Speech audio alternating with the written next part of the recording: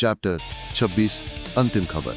वे अब चारों श्रेया, रोहन, नताशा और सुहास शहर की सुनसान गलियों में भटक रहे थे।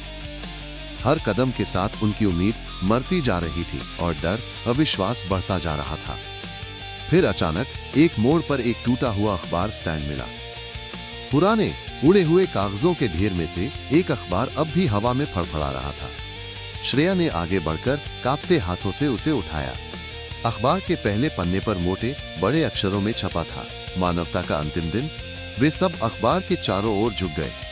धड़कनों की आवाज तक सुनाई दे रही थी। अखबार में खबर थी, नासा की प्रमुख महिला वैज्ञानिक के साथ वैश्विक मंच पर गैंग रेप की घटना के बाद दुनिया की सबसे प्रतिभाशाली दिमाग में मानवता पर से अपना विश्वास खो दिया। उसकी सोच थी कि अच्छाई अब इस दुनिया में मर चुकी है। पहले उसने सिर्फ आत्महत्या की सोची, लेकिन फिर सोचा जब अच्छाई मर जाती है तो इस धरती पर किसी को जीने का अधिकार नहीं रह जाता। उसके रेप के वीडियो लोगों ने ब्लैक नेट पर चाव ले लेकर देखे थे, लेकिन उसके तरफ से किसी ने बोला तक नहीं था। इन सब के परिणाम स्वरूप उसने ठान लिया, विज्ञान के सबसे घातक हथियार, जिसे मास एनाहिलेशन डिवाइस कहा जाता है, को सक्रिय कर दिया। उसने चेतावनी दी थी, अगर इंसानियत ने अपनी आत्मा नहीं बचाई तो वो इस दुनिया को नष्ट कर देगी। और फिर उसने ट्रिगर दबा दिया। श्रेया के हाथ से अखबार छूट गया। हवा में उड़ते उड़ते वो किसी मृतदेह के पास जा गिरा।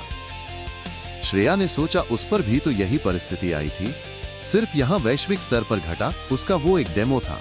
सोचकर ही उसके रोंगटे खड़े हुए और आंसू तैर गए।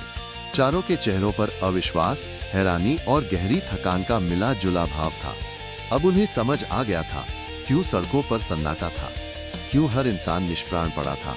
दुनिया खत्म हो चुकी थी। शायद इसलिए ही बिग बॉस का संवाद बीच में ही बंद हुआ था और बचे थे सिर्फ वे, जिन्होंने खुद अपने भीतर की इंसानियत को खो दिया था। अब ये दुनिया किसी स्वर्ग का सपना नहीं थी, ये अब एक अंतहीन श्मशान थी, जहां भूख, लालच, पाप और पशुता ने अंतिम विजय प्राप्त की थी। और शायद सृष्टि अब भी कुछ गुप्त संदेश और इशारा दे रही थी। चैप्टर समाप्त।